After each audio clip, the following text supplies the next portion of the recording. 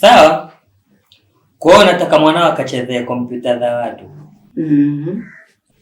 Ana elimu gani? Huyu? Huyu nimempeleka shule akasoma mwisho darasa la 2. Kwa sababu kule shuleni walikuwa wanampiga sana walimu, wakati mwingine anarudi macho amelia mpaka amevimba, bakola, mgongoni, matakoni kote zinaonekana. Sasa mimi nikamwambiaje, basi usiendelee na shule watakuumiza walimu wale. Mwanangu kaa nyumbani tu, ndio akakaa. Kwa hiyo akaona aishie la 2 au kaona mtaa. Wangemuumiza shemeji yako huyu. Asa mama, unachokisema naona umewaza pazuri na umewaza pakubwa, kwa sababu upo katika nia ya kutaka kuinua familia yetu ili tuweze kushirikiana katika swala zima la msako wa maendeleo. Sababu mimi ninapopambana nikileta kidogo na yeye akipambana kileta kidogo, tukijumlisha kinakuwa kikubwa. Ni jambo zuri, lakini sasa unayemwazia ndio sio. Kwa nini sio? Umetoka kuniambia hapo elimu yake ni darasa la 2. Maana yake mimi nimemzidi elimu. Lakini mimi niliyemzidi elimu, mimi nimeishia la 7. Bahati mbaya tu sikufanyaga mtihani wa taifa. Lakini nilikuwa natoboa naenda mpaka O level. Kitendo tu cha kutoshiriki ule mtihani nilipigwa na degedege moja matata. Ikanifanya nishindwe kushiriki ule mtihani wa taifa.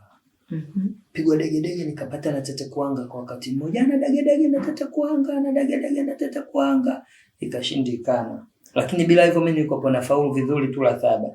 Kwa hiyo maana yake kukwambia yote haya ni kwamba huyu mimi nimemzidi elimu. Ina maana sasa hata kama linakuja swala la kufa kutokana na mtu na elimu yake, wanaanza kufa wenye elimu ya chini. Huyu mimi ananiacha duniani. Lakini mimi ambaye nina elimu ya juu kuliko huyu, umeona mazingira ya ofisini kwangu yalivyo. Unga mwana. Pangu pakavutia mchuzi. Sio kazi ya kusema eti nitambe nayo. Bado ni duni, haitoshelezi kipato. Kwa hiyo sidhani kama kuna ofisi ambayo itahitaji mtu ambaye ameishia darasa la 2. Mama, nikwambie kitu kimoja. Kwa dunia tuliyopo, hata kazi ya ulinzi nayo cheti ni lazima. Cheti unakipataje? Elimu. Soma sana. Labda sasa nije kwenye swala zima la ushauri. Hapa sasa naondoka kama mtu wa hip hop hapa. Utambulia ushauri ukihitaji msaada wa kifedha. Iko hivi.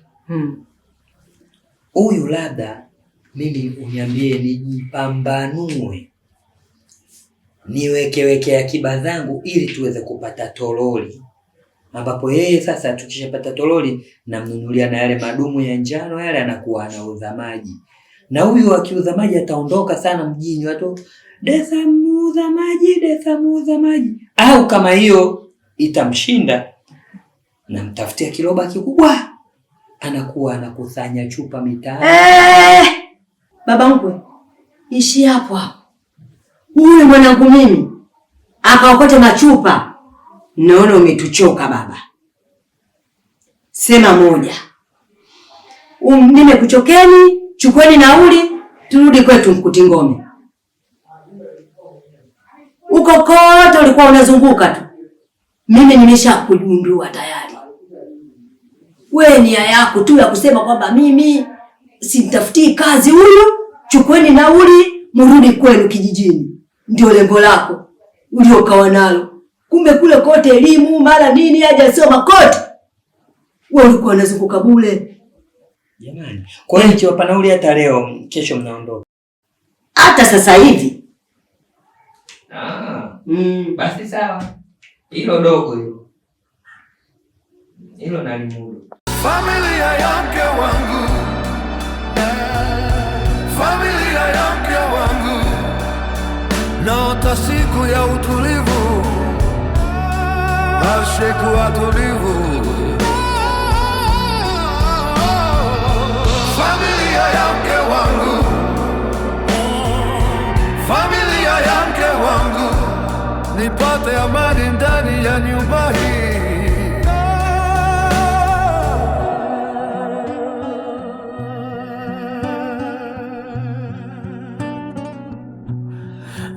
kwangu kama sio kwangu, kila ukuta unanyona kama si wa nyumba hii. Wawatakiwi ndugu zangu, na hapo ndipo moyo wangu hupasuka taratibu. Dune hali yangu, nasimama katikati ya mapenzi na lawama nzito. Familia ya mke wangu hunifanya nione dunia chungu kama kinywaji kisicho na sukari.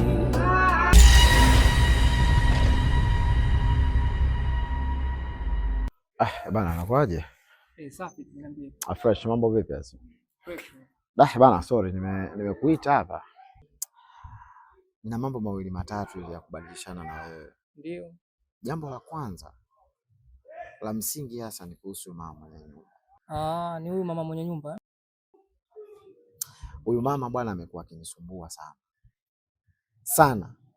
Kwa swala lipi? Huyu mama toka nimehamia humu ndani, rafiki yangu, ana kazi ya kuniomba hela tu.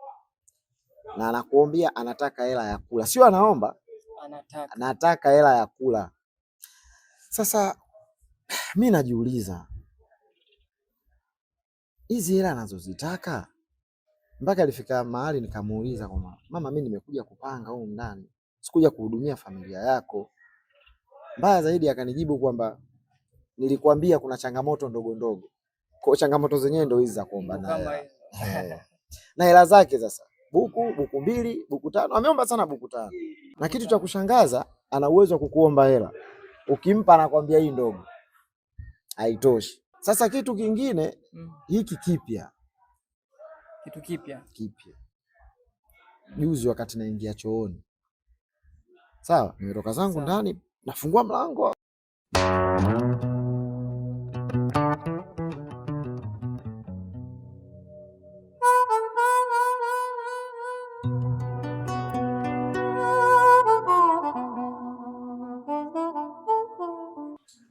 mama bali. Safi. Salama. Mbona umekaa mlango wa kwenda chooni? Kuna mtu? Wewe umeingia asubuhi? Hapa kuingia ni mara moja tu. Ukitaka kuingia mara ya pili lazima uwe na shilingi 1000 mkononi. 1000? Kivipi? Yaani nilipie choo ambacho nimepanga? Mbona hayakuwepo kwenye masharti yako katika mkataba? Hayakuwepo? Sio makubaliano yetu. Hivi kumbukumbu zako ziko vizuri? Nilikwambia kuna masharti madogo madogo, tutawezana. Sasa yale masharti ndo haya.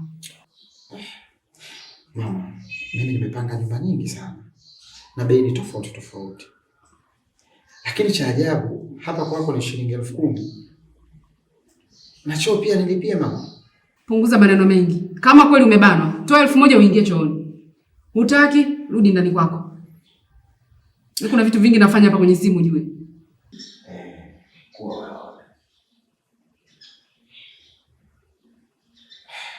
Sawa.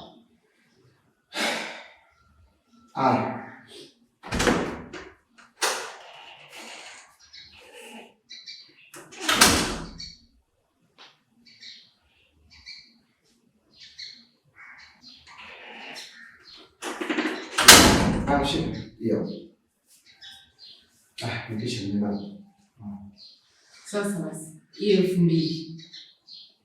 Unaingia saa hizi na baadaye ukiingia utakuwa umemalizia yako. Sisi tunaelewana.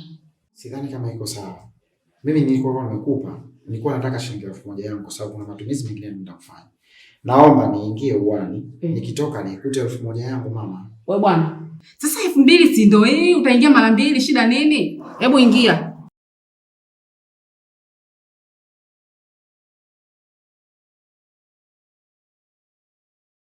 Mama, basi sogea.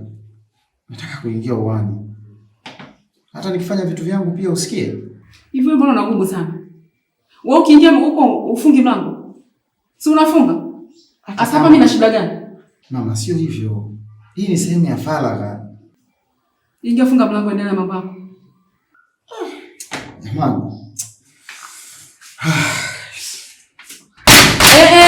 Wewe.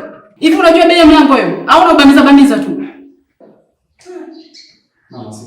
Hii 2000 yako haitonunua mlango, samahani. Naomba tuheshimiane. Unajua mimi nimefanya nini mpaka nikajenga nyumba? Sasa sijui bwana Makoti, hivi vitu nafanywa mimi peke yangu au hata wewe anakukuta? Kwa upande wangu mimi hapana. Kuhusu masuala ya chooni bado sijakutana nao. Ila kuhusu buku 2, buku 3 ni mara nyingi sana huyo mama ananiomba. Na kwangu mimi naona ni masuala madogo. Hakukuwa na haja mimi na wewe tukakaa tukajadili. Haya matukio mimi naona yamezidi sana kwa upande. Imekuwa too much Imekuwa too much. Ila mimi naona ni masuala madogo tu. Haina haja tukakaa tukajadili na kupoteza muda. Na hata hivyo kuna sehemu inabidi niende saizi, kuna kikao. Inabidi niwahi kwenye kikao.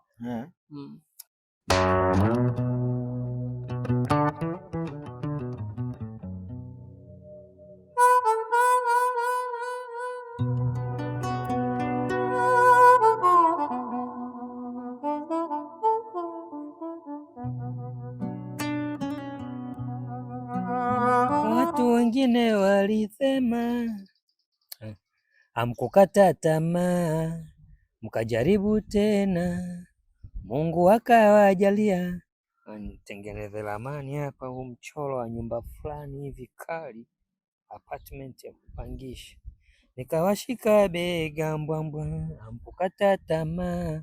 Hiki hapa chuo cha public ambacho hata wageni watakuwa wanakuja kujisaidia hapa.